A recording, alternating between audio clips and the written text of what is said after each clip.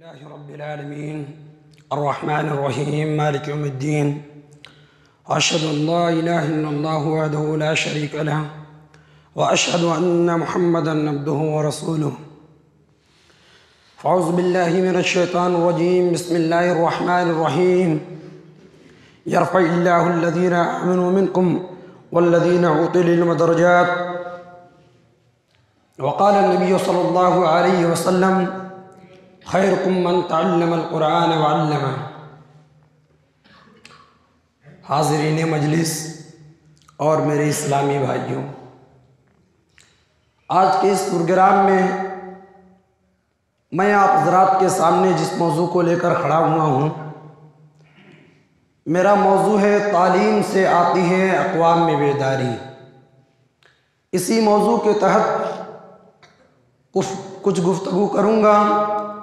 پہلے اپنے رب سے اس بات کی دعا کرتا ہوں کہ مولا کائنات جو کچھ میں بیان کروں صحیح بیان کروں، اور جو کچھ بیان کروں سب سے پہلے مجھے اور تمام سامعین کو عمل پیرا ہونے کی توفیق دے۔ میرے اسلامی بھائیوں، علم ایک ایسا جوہر ہے جو انسان کو ظلمت و تاریکی کے عمیق غار سے نکال کر روشن شاہراہ اور بلندی کے اوج ثریا پر فائز کر دیتا ہے۔ انسان سے علم اگر سیکھ لیتا ہے تو وہ انسان مانا جاتا ہے۔ علم ایک ایسی چیز ہے جو انسان اور قوم میں بیداری پیدا کرتا ہے۔ یہی وہ چیز ہے جس کے ذریعے ایک آدمی صحیح سوچنے اور سمجھنے کا شعور پیدا ہو جاتا ہے۔ تعلیم وہ چیز ہے جس کے ذریعے اس پاک پروردگارہ نے نوع بشر کے باپ حضرت آدم علیہ السلام اور ان کی ذریت کو تمام مخلوقات پر فوقیت، اشرفیت و افضلیت بخشی۔ یہی وہ چیز ہے، تعلیم ہی وہ چیز ہے جس کے ذریعے اس پاک پروردگارہ نے اپنے پیارے حبیب جناب محمد رسول اللہ صلی اللہ علیہ وسلم پر جو وحی کا آغاز کیا، اس کے شروع میں لفظ اقرا کے ذریعے کیا۔ وہاں اللہ کے نبی صلی اللہ علیہ وسلم کو علم کے اوپر ابھارا۔ آپ علم اور تعلیم کی اہمیت کا اندازہ اس بات سے بھی لگا سکتے ہیں کہ اگر کوئی آدمی سادہ سا آدمی رہتا ہے، اگر وہ علم سیکھ لیتا ہے، سماج میں تو وہ عزت کی نگاہ سے دیکھا جاتا ہے، لیکن اللہ رب العالمین ایسے شخص کے درجات کو بلند کر دیتا ہے۔ جیسا کہ اس رب نے قرآن مقدس کے اندر وعدہ کرتے ہوئے فرمایا، یرفع اللہ الذین آمنوا منکم والذین اوتوا العلم درجات۔ رب کائنات نے کہا کہ وہ تمہارے درجات کو بلند کر دے گا۔ الذین آمنوا منکم، جو تم میں سے ایمان لائے ان کے درجات کو بلند کر دے گا۔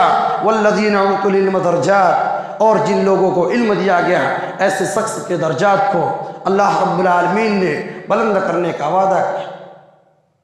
میرے اسلامی بھائیوں، قرآن و حدیث میں بے شمار مقامات پر علم سیکھنے اور سکھلانے والوں کی اہمیت کو اجاگر کیا گیا۔ کہیں نبی علیہ السلام نے علم کی اہمیت کو اجاگر کرتے ہوئے تمام مسلمانوں کو یہ دعا سکھلائی، اللہم انی اسألک علما نافعا ورزقا طیبا وامنا متقبلا۔ اور کہیں علم کی اہمیت کو اجاگر کرتے ہوئے نبی علیہ السلام نے یہ بات اعلان کر دی، خیرکم من تعلم القرآن وعلمہ، کہ جان جاؤ مسلمانوں، تم میں سب سے بہتر انسان وہ ہے من تعلم القرآن وعلمہ، جو قرآن سیکھے اور دوسروں کو سکھلائے۔ اسی پر بس نہیں کیا، بلکہ ایک دوسری حدیث کے اندر آتا ہے کہ جس طرح ایک نبی کی فضیلت اپنے امت پہ اوپر ہوا کرتی ہے، اسی طرح ایک عالم کی فضیلت زاہد کے اوپر ہوا کرتی ہے۔ اسی تعلیم ہی کی اہمیت کے پیش نظر غزوہ بدر کے ان قیدیوں کے ساتھ اس بات کا معاہدہ ہوا تھا جو فدیہ دینے کی طاقت نہیں رکھتے تھے، ان سے اس بات کا معاہدہ ہوا تھا کہ وہ مدینہ کے 10 افراد کو پڑھنا لکھنا سکھا دیں گے تو انہیں بغیر فدیہ کے ہی آزاد کر دیا جائے گا۔ غرض یہ کہ تعلیم کی اہمیت و ضرورت، اس کے فوائد و ثمرات سے دنیا کے کسی ذی روح اور ذی شعور کو انکار نہیں، کیونکہ تعلیم وہ چیز ہے جس سے قوم کے احساس و شعور کو جلا بخشنے کی قوت بھی پنہا ہے۔ اگر آپ دنیا کے ترقی یافتہ ممالک کا دورہ کر کے اس کی شرح خواندگی کا جائزہ لیں گے تو آپ کے سامنے یہ سچ بالکل واضح ہو جائے گا، یہ بات بالکل ظاہر ہو جائے گی کہ قوم کی تعمیر و ترقی میں تعلیم کا کس قدر اہم رول ہے۔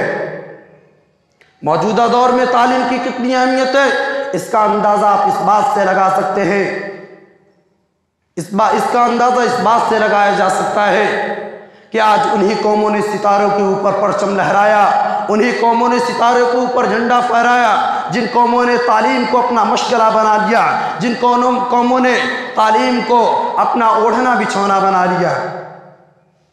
علم کے حصول کی خاطر کافی پریشانیاں برداشت کی، گھر بار عزت و اقارب کو چھوڑ دیا، جان و مال کی قربانیاں پیش کر دی۔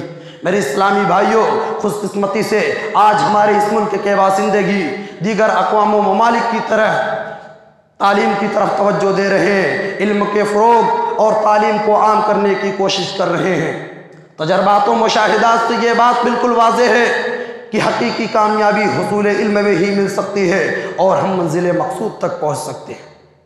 جہاں تک رہی بات جہالت کی، جہالت وہ چیز ہے جو علم کی ضد ہے، جہالت وہ چیز ہے جس سے سماج میں برائیاں اور بے حیائیاں جنم لیتی ہے، جو سماج کا بڑا کینسر اور ایک مہلک بیماری ہے جس کی اس دنیا میں کوئی قدر و قیمت نہیں۔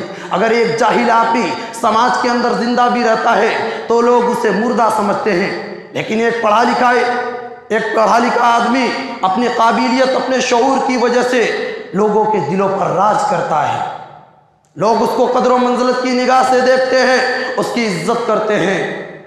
گویا علم ایک ایسی چیز ہے جو انسان کے ہر موڑ پر کام آتا ہے۔ اسی وجہ سے حضرت علی بن ابی طالب رضی اللہ تعالیٰ عنہ نے علم اور مال کے درمیان فرق کرتے ہوئے کہا، رضینا قسمت الجبار فینا لنا علم وللجہال مال۔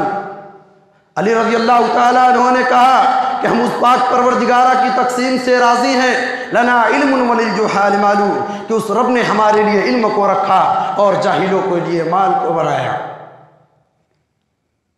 لیکن آج جب ہم ملکی اور عالمی پیمانے پر حالات کا جائزہ لیتے ہیں تو آج ہمیں اس ترقی یافتہ دور میں معاشرتی خرابیوں، برائیوں اور نا اتفاقی کی اگر سب سے بڑی کوئی وجہ ملتی ہے تو وہ ہے جہالت، جس کے خاتمے کی ہمیں ہر ممکن کوشش کرنی چاہیے اور حصول علم میں بڑھ چڑھ کر حصہ لینا چاہیے۔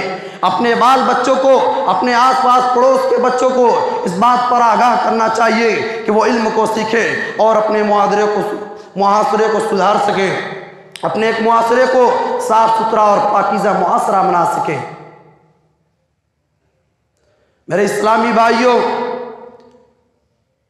تاریخ اسلام کا ادنا سا بچہ اس بات سے واقف ہے کہ مسلمان جب تک حصول تعلیم کی طرف اپنے توجہ کو مبذول رکھی تب تک وہ سرخرو رہے، ہمیشہ کامیاب ہوتے رہے۔ جیسے ہی انہوں نے اس بات تعلیم سے منہ موڑا ویسے ہی وہ پستی میں جا گرے، اور ایک ایسی پستی میں جا گرے کہ وہاں سے ان کا کوئی نام لینے والا تک نہیں رہا۔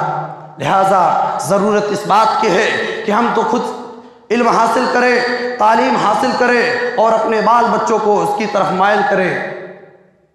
اب میں یہیں سے اپنی تقریر کو ختم کرتا ہوں۔ آخر میں پاک پروردگارہ سے دعا گو ہوں کہ مولا کائنات تو ہمیں علم کی اہمیت کو سمجھنے اور اس کو حاصل کرنے کی توفیق دے، اور جو کچھ ہم حاصل کریں اس پر عمل پیرا ہونے کی توفیق دے۔